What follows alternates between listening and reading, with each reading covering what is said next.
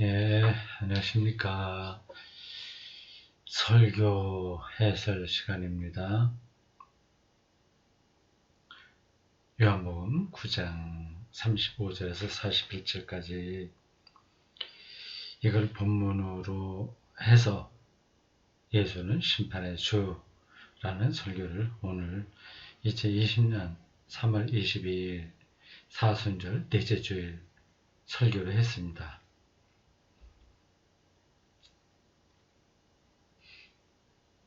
여기 시각장애인이었다가 치료받은 사람 이야기가 이 본문의 배경이에요. 그 요한복음 9장 1절부터 그 배경이 된 이야기가 나옵니다. 그 시각장애인이 기적이 일어났다. 기적이 일어나서 눈을 뜨게 됐다. 우리가 보통 그렇게 얘기할 수 있지 않습니까? 그 얘기죠. 기적, 초자연적 기적. 성경의 표현으로는 보통 표적 이렇게 얘기합니다. 구약에서는 홍해가 갈라지거나 만나 매출하게 되거나 여리고성이 허물어지거나 또 심지어는 해와 달이 얼마 동안 머물렀다거나 그런 이야기들이 나와요. 엘리야가 불수레를 타고 하늘로 올라갔다 이런 것들이요. 그런 글들을 읽으면 하나님이 역사하셔서 이 물리적인 현상 혹은 생물학적인 현상 이거를 이제 뒤집어서 어떤 일을 일으킬 수 있게 일으키셨구나 그런 생각을 하게 됩니다. 이 성경을 기록한 사람들이 그 얘기를 하긴 했을 거예요. 그거는 그들의 이야기 방식이라고 일단 걸 전제를 해야 됩니다. 고대인들에게는 이 세상이 여러 가지로 이상하게 보였습니다. 오늘 우리 눈에는 자연스러운 건데 과학적으로 설명할 수 있는 건데 고대인들에게는 불가사의가 많았습니다. 요즘 조금 더 느끼는 건데요. 바람 있지 않습니까? 봄바람이에요, 요즘. 바람이 따뜻한 바람. 아직은 어떤 때는 좀 찬바람도 있어 남아있긴 합니다. 바람 느낌이 참 특이하죠. 몸을 스치고 지나가는 바람이요. 우리는 그 바람 현상이 왜 일어나는지를 잘 압니다. 이 공중, 여기에 비어있는 것 같지만 여기에 공기가 가득 차 있다고 하는 걸 알아요. 그 공기가 이동하는 게 바람이죠. 그 공기가 우리 여기 피부에 와서 닿아서 우리가 느끼는 겁니다. 그래서 그게 힘이 돼갖고 어떤 때는 나무도 넘어뜨리고 그렇게 하잖아요. 고대인들 눈에는 그게 지금 우리가 생각하는 바람 현상이 아니었습니다. 그건 영의 활동이었어요. 그래서 여러분들이 다 알고 계시겠지만 히브리어 루아흐와 헬라어 푸니마 이거는 영이라는 뜻과 바람이라고 하는 뜻이 같이 있었습니다. 그러니까 바람이 영이었죠. 그들 생각에는 보이지는 않으나 강한 힘을 행사하는 어떤 것이었습니다. 그 영도 그렇잖아요. 영 우리를 굉장히 스트레스 받아서 막 저 밑으로 쳐졌는데 거기서 또 희망을 얻게 한다거나 그런 것도 영이라고 보통 말하죠. 근데 그거하고 봄바람이 이렇게 불어와서 우리는 조금 바람이라고 조금 얘기하지 바람하고 영하고 우리는 구분하지 않습니까? 고대인들은 똑같이 사용했어요. 그러니까 푸니마 혹은 루아흐라고 하는 그 단어 불리던 어떤 힘이 따뜻하게 우리들에게 와서 대지를 이렇게 따뜻하게 하면서 생명이 막 솟아나게 하는 겁니다. 그렇게 봤어요. 세상이 고대인들의 눈과 우리의 눈에는 다른 겁니다. 지금 코로나19 이 바이러스로 세상이 굉장히 지금 혼란 가운데 빠졌습니다.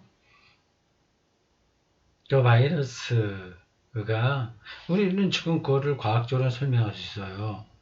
그게 뭐 균하고 뭐 등등 그러한 여러 보이지 않는 것들의 하나로서 또 숙주 안에 들어왔을 때는 어떤 작용을 일으키지만 그게 없는 상태에서는 생명체가 아니라 그냥 무생물처럼 있기도 한다. 뭐 등등등등 여러 가지 우리가 그거를 밝히긴 합니다. 그걸 우리가 완전히 과학의 힘으로 통제하지는 못하지만 그게 어떤 건지를 알아요. 근데 옛날 사람들에게는 그건 보이지 않으니까 그게 이제 귀신이죠. 영이죠. 말하자면.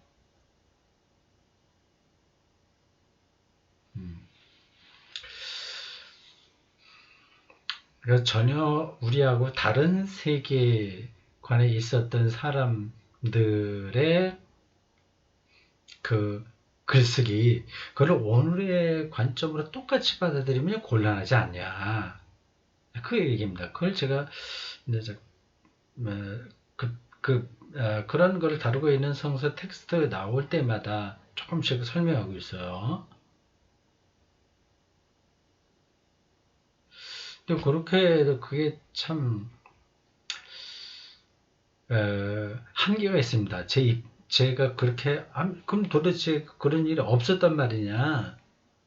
그건 이제 신학에서 그 문제를 합리적으로 해석하는 사람들은 탈신화화 작업을 합니다.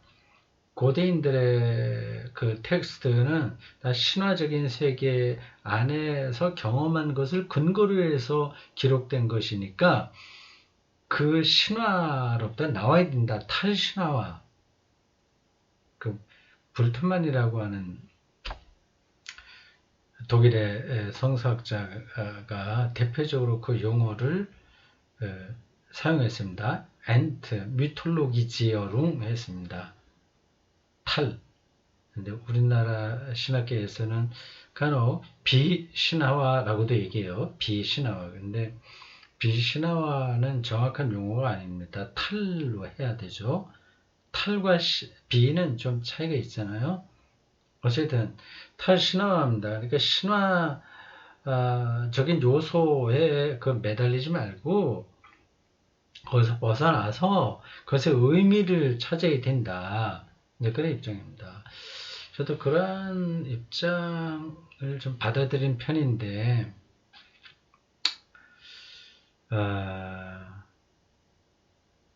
그것도 아직 완벽한 해석이라고 하기 힘듭니다. 그럼 그 일어난 사건이 어떻냐는 건 중요하지 않고 거기서 신화적인 거니까 무조건 뛰어나와서 그 의미만 확보하면 되냐, 이렇게 가게 되는데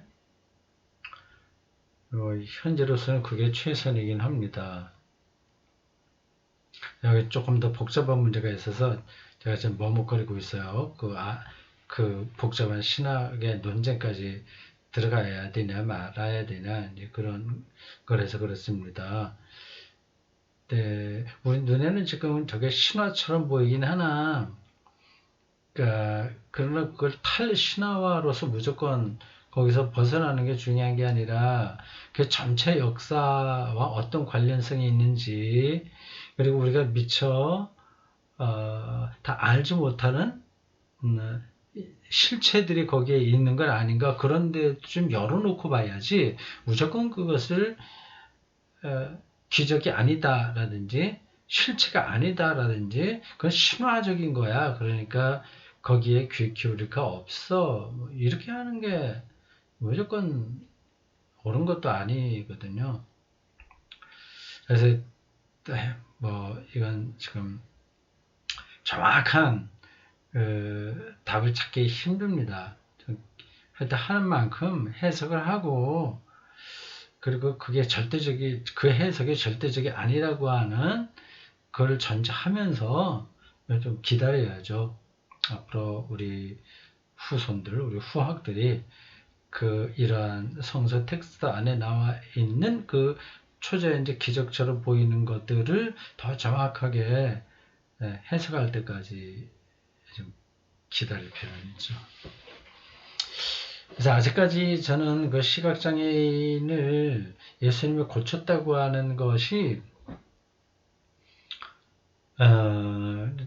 지금도 뭐 시각장애인 뭐 기도해서 낫는다거나 뭐 그런 식으로 하는 거는 아니다 생각합니다. 침을 뱉어서 진흙으로 이겨서 눈에 바르고 뭐 이런 것들이 참 굉장히 어색하게 보이잖아요. 그런 비슷한 것들이 헬라 신화나 헬라 신화 아니라고 하더라도 헬라 여러 문헌에 혹은 유대인들의 고대 그 문헌에 좀 나올 만한 거 아닐까요? 하여튼 뭐 그렇습니다.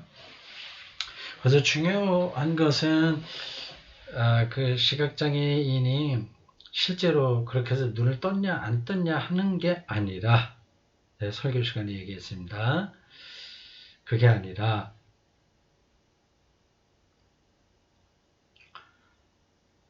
그 사람 이야기를 통해서 요한복음을 기록한 사람 혹은 요한복음 공동체에 속해 있는 사람들이 예수 그리스도를 통해서 하나님께서 이루시고자 하는 그 구원을 보게 되었다. 요게 이제 핵심이라고 하는 거죠.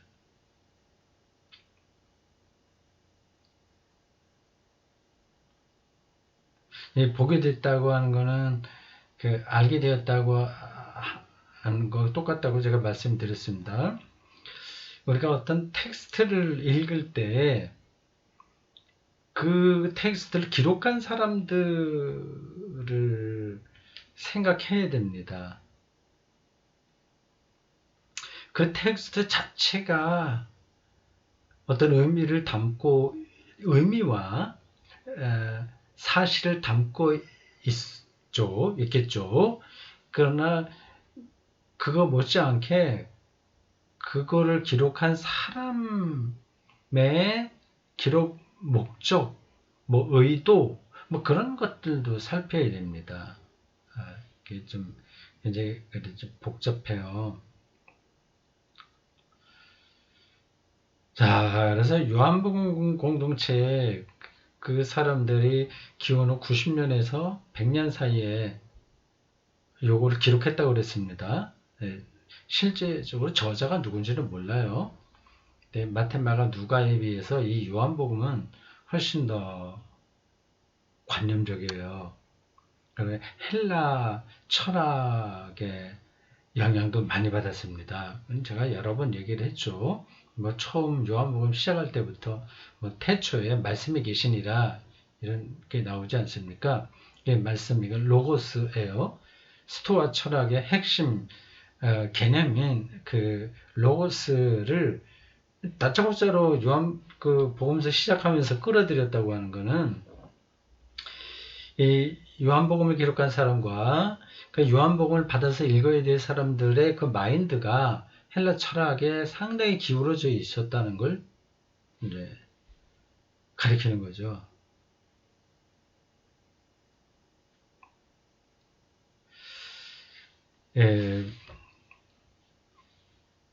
보게 한다. 이제 예수님이 못 보는 자들을 보게 하고 본다고 하는 자를 못 보게 한다. 그게 심판이라고 그랬습니다. 심판이요. 오늘 제가 설교를 충분하게 이렇게 쭉 전개하지는 됐어요. 설교하고 나면 늘 그런 아쉬움이 있습니다. 어떤 부분들 더 강조하고 어떤 부분은 확 빼버리고 좀 했어야 되는데 좀 산만하다. 너무 듣는 사람들의 영적인 관심을 한쪽으로 좀 집중시키지 못했다. 뭐 그런 느낌도 들고 끝난 다음에 설교 끝난 다음에 그런 느낌이 들 때가 있어요. 그리고 그 텍스트가 말하려고 하는 그 깊이를 더 들어갔어야 되는데 그런 아쉬움들이 좀 있습니다. 근데 굉장히 중요한 점을 제가 붙들었다고 하는 거는 이건 맞는 것 같아요. 그 심판을 이렇게 뭐 불구덩이에 들어가고 뭐 고통스럽게 누구는 어디로 지옥에 보내고 뭐 하는 그런 차원이 아니라 어떤 것을 인식하게 하는 거다, 알게 하는 거다. 이게 예수의 심판이라고 하는 사실을 얘기하지 않았습니까? 놀랍죠? 이거 잘 못 들어보셨죠? 성경에 있는 거지만 늘 듣고서 흘려서 지나가지, 그걸 정말 그 진술의 깊이로 혹은 그 진술의 그 참 확실한 거, 그게 붙들려고 하는 거, 그거 가리키려고 하는 게 확 이제 붙들고서 읽지는 못하지 않습니까? 그런 경험들은 많지 않잖아요. 이게 어, 똑같은 텍스트인데 어느 정도 준비가 된 사람이 읽느냐에 따라서 그 텍스트가 그 깊이를 열기도 하고 반쯤 열기도 하고 닫기도 합니다. 여러분들도 그런 경험은 많이 하실 거예요. 어떤 뭐 소설도 그렇고 시도 그렇고 젊었을 때 읽는 거하고 지금 읽는 거하고 조금 더 나이 들어서 읽는 거하고 달라집니다. 정신적으로 영적으로 이게 성숙해 가면 그만큼 그 텍스트는 아주 고도의 성숙한 사람들이 쓴 거거든요. 이제 고전으로 남는 것들은요. 그게 준비가 돼야만 그게 전달이 돼요. 참 이상하죠. 이상할 것도 없습니다. 당연한 거니까. 제가 설교 시간에 바둑 얘기를 했습니다. 바둑에 수가 있는데 겉으로 보면 이게 간단해요. 흑백 이게 돌이 이렇게 놓여 있는 거에 불과합니다. 정말 단순하죠. 보면요. 근데 거기에 수가 숨어 있어요. 근데 그게 실력이 깊어지면 많이 보여요. 실력이 안 되면 죽었다 깨도 잘 보이지가 않습니다. 실력이 좀 달리는 사람은 수가 높은 사람에게 해설을 들어야죠. 그럼 이해가 됩니다. 그거를 기보 해설이라고 합니다. 바둑 해설, 옆에서 이제, 그거를 실제 두는 걸 해석하든지 아니면 두어 놓은 기보를 해석하든지 해설하든지, 그거를 좀 아주 해설하는 사람이 수가 높은 사람이어야 되겠죠. 그 사람이 설명해주면 수가 굉장히 낮은 사람이라도 이해하게 돼요. 그럼 즐겁죠. 저게 저런 뜻이 있었구나. 그걸 알게 됩니다. 텍스트가 그렇습니다. 네, 여기서 중요한 건 꾸준하게 죽을 때까지 정신세계가 성장해야 된다는 겁니다. 그게 가장 큰 즐거움이에요. 뭐 다른 건 접어두고 성경에 있는 거 우리 기독교인이니까 그것만 얘기해보죠. 저의 경우도 그렇습니다. 신학교 다닐 때 뭐 엊그제 같은데 어쨌든 그때 내가 성경을 보던 관점하고 지금하고는 이건 비교가 되지 않습니다. 그래서 지금도 굉장히 높은 경지는 아니에요. 어느 정도 간 거죠. 근데 이걸로 끝난 게 아니라 더 갈 수 있습니다. 이 성서를 기록한 사람들은 사람이 도달할 수 있는 가장 고도의 영적인 단계에 올라간 사람들이에요. 이제 그 경험을 그 당시 세계관과 그 어떤 관점들 그리고 글쓰기 방식 그런 걸 통해서 기록한 게 성경이거든요. 이 성경하고 그들의 그 경험, 하나님 경험이죠, 말하자면. 그게 딱 일치하는 게 아닙니다. 일치하는 게 아니라기보다도 그 경험, 그걸 원 경험이라고 할 수 있어요. 근데 그거를 글자로 써야 되니까, 말로 해야 되니까, 한계가 있는 거예요. 문자, 그 얘기 있잖아요. 분리문자라는 표현이요. 분리문자. 그러니까 말과 글자로는 아주 궁극적인 것을 세울 수가 없습니다. 그래도 다른 길이 없으니까 우리는 계속 말을 하고 문자로 기록합니다. 그렇기 때문에 우리가 성경을 읽을 때 이게 준비가 되면 그걸 기록한 사람의 그 원래 경험 그 안으로 계속 또 발전해서 들어갈 수가 있습니다. 바둑의 실력이 좋아지면 바둑의 수를 더 깊이 볼 수 있는 거고 마찬가지입니다.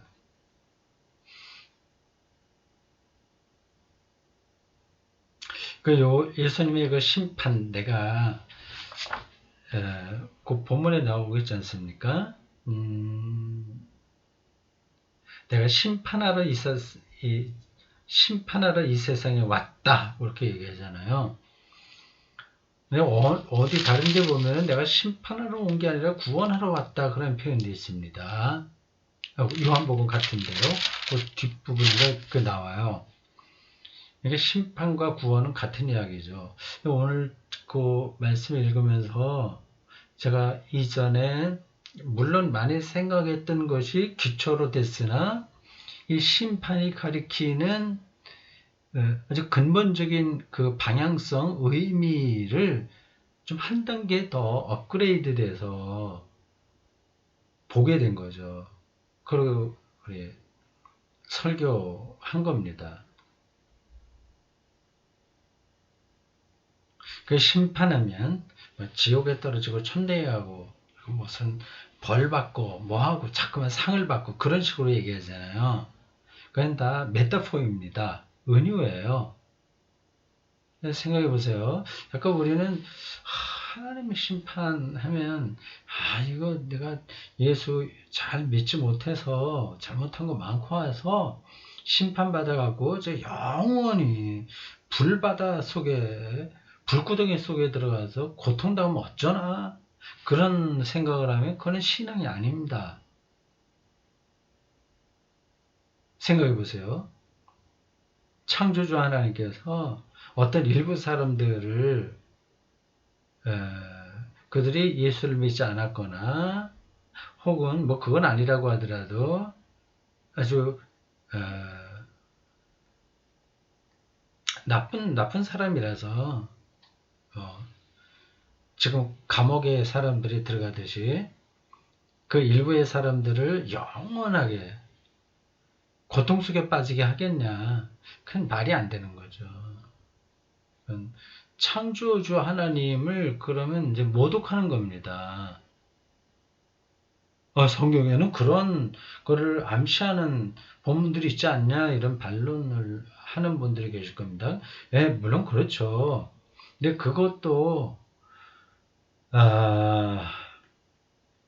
어떤 궁극적인 것을 그렇게 문자로 설명하는 겁니다. 다른 방법이 없기 때문에 그것은 그렇게 고통, 구더기, 불구덩, 유황불 계속 그런 걸 얘기하는 이유는 하나님으로부터 배제되었을 때 상황이 얼마나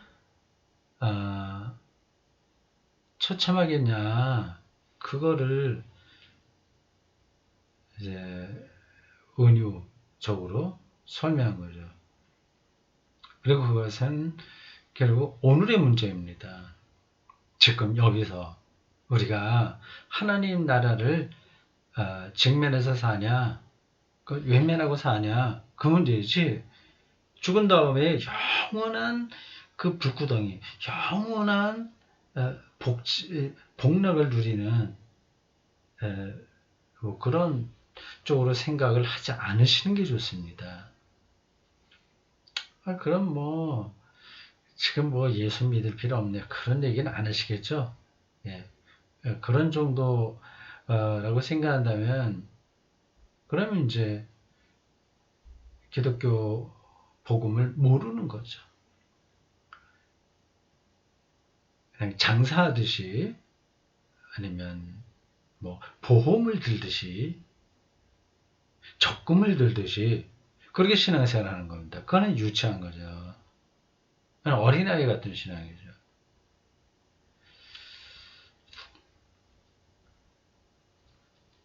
그럼 죽은 다음에 하고는 오늘의 우리 신앙생활하는 거는 아무 상관이 없냐? 지금 여기서만 그냥 기쁘게 또 하나님의 은총을 누리며 사는 것으로 충분하냐?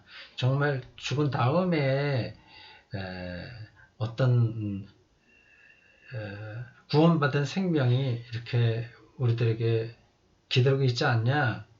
그렇게 질문할 수 있겠어요. 그건 지금 이 시간에 다 설명하지 않겠습니다.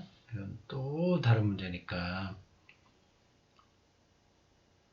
어쨌든 요거 하나만 말씀드려야 되겠네요. 이미 그 미래 삶이 현재 여기에 들어와 있습니다. 그거하고 하나가 돼 있어요. 자, 다시 돌아가겠습니다.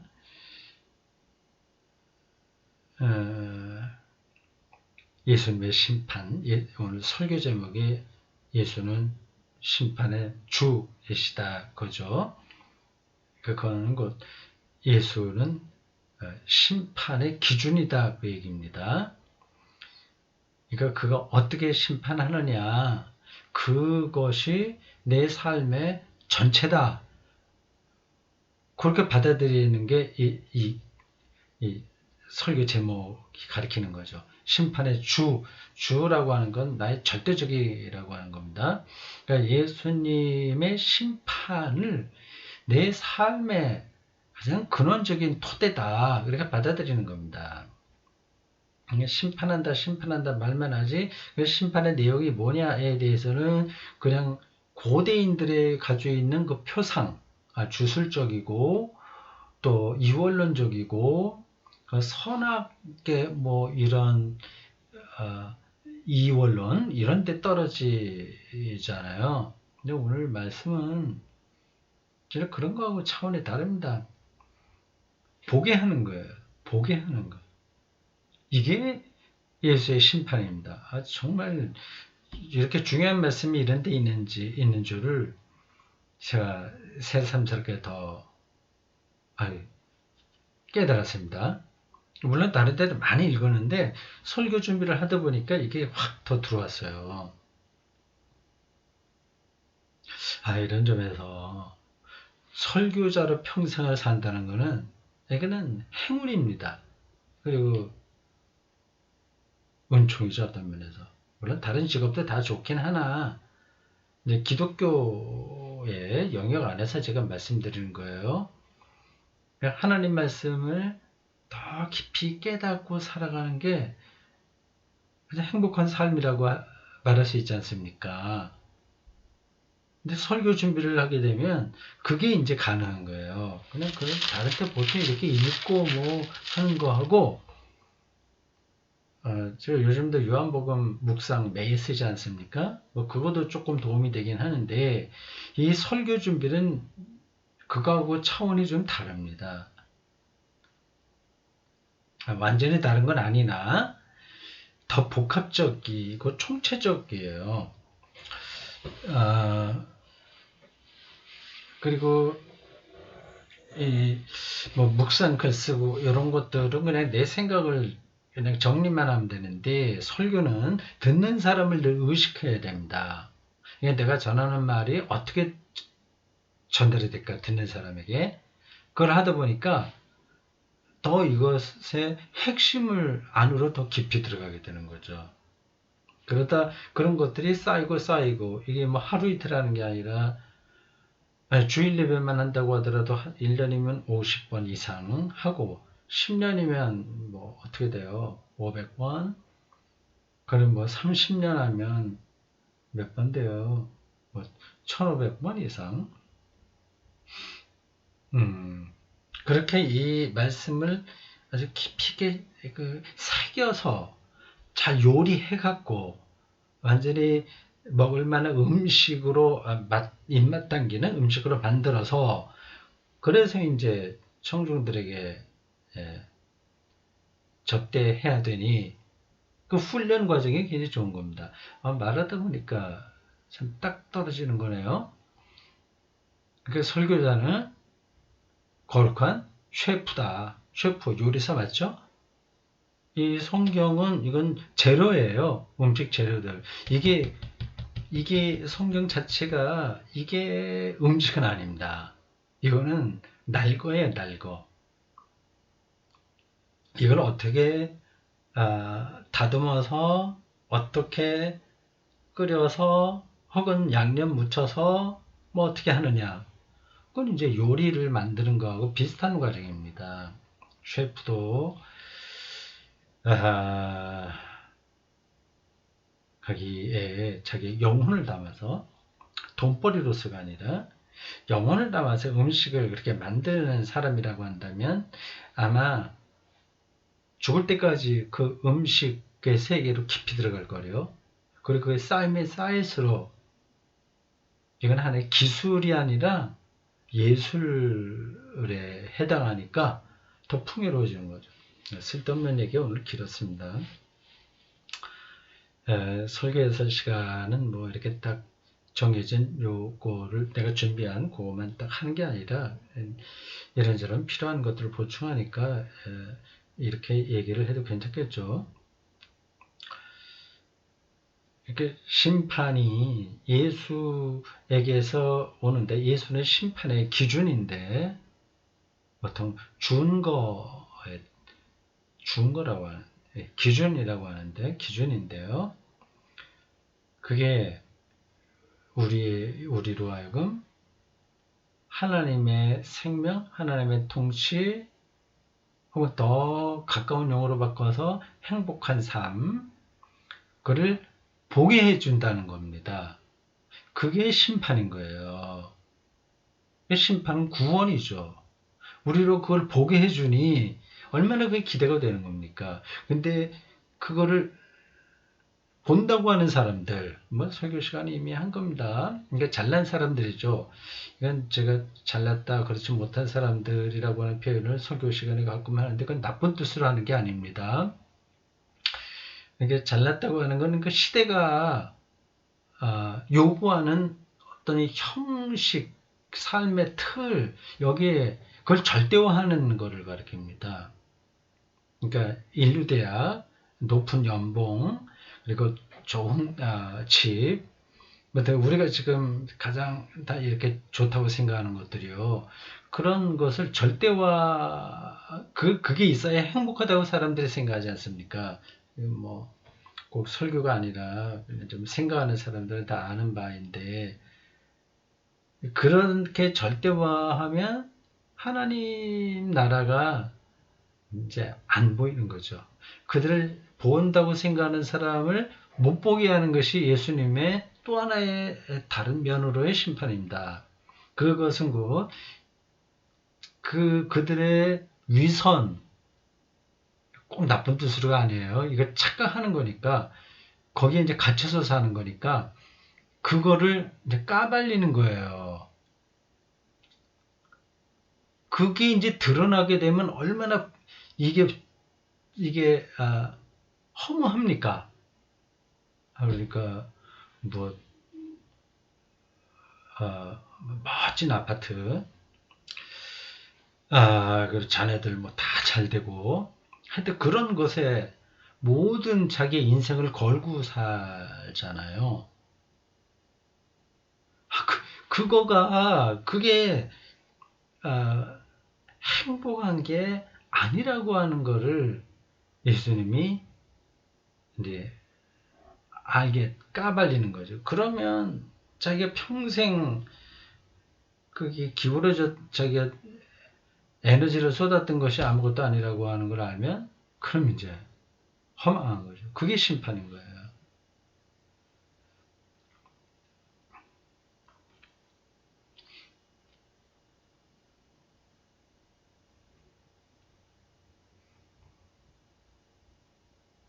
네, 이런 설명들이 현대인들에게 뭐 전달될 수도 있고 안 될 수도 있습니다.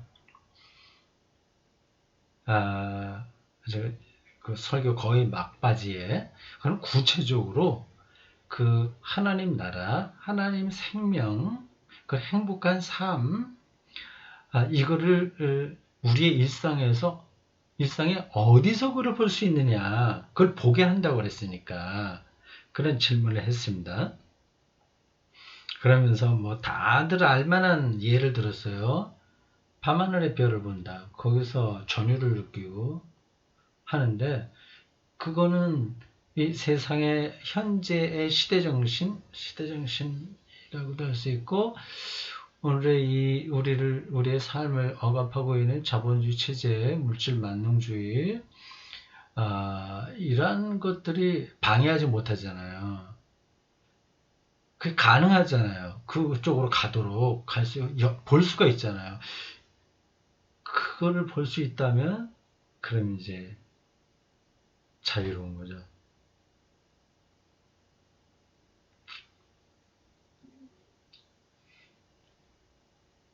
수도원에서의 삶이 지구에서 살아갈 그 사람의 삶에서 최고 정점입니다. 수도원의 삶. 거의 단순해요. 그죠? 예, 하늘의 별 보고, 바람 느끼고, 배추 키우고, 또 소 키우고, 젖 짜고, 그리고 말씀 읽고, 밥 같이 먹고, 아주 단순합니다. 근데 그 수도원 전통이 그 단순한 삶이 최고 절정의 인간 삶이라고 하는 것을 우리들에게 보여주는 겁니다. 우리가 마음만 먹는다면 그렇게 살 수 있잖아요. 지금 가난하다고 하더라도 뭐 다른 설교 시간에도 여러 번 얘기한 건데 우리가 가난해도 최소한도 일용할 양식은 있지 않습니까? 그리고 뭐 지방 정부나 국가 차원에서 최소한 일용할 양식은 보장해 줘야 되잖아요. 지금도 보면 아무 수입이 없는 사람들은 30만 원 노인들 지원한다고 그러네요. 근데 저희가 이제 앞으로 그건 조금씩 좋아질 수 있을 거고요. 한 100만 원 정도만 수입이 된다면 100만 원은 아니라 한 6, 70만 원만 있다고 하더라도 일용할 양식은 해결되지 않을까요? 이제 그 최소한도 그런 것들이 해결된다면 그 수도원에 들어가 있는 사람처럼 살아갈 수 있잖아요. 우리가 수도원처럼 살 수는 없으나 사람들이 그렇게 살 수 있어도 그거 싫어합니다. 그게 지루하다고 생각하니까 일단. 그건 재미없다고 생각하니까.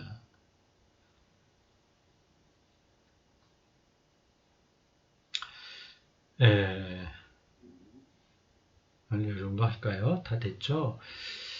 자, 내가 오늘 설교 해설에서 어떤 걸 얘기해야 될까는 이렇게 요약을 조금 했습니다.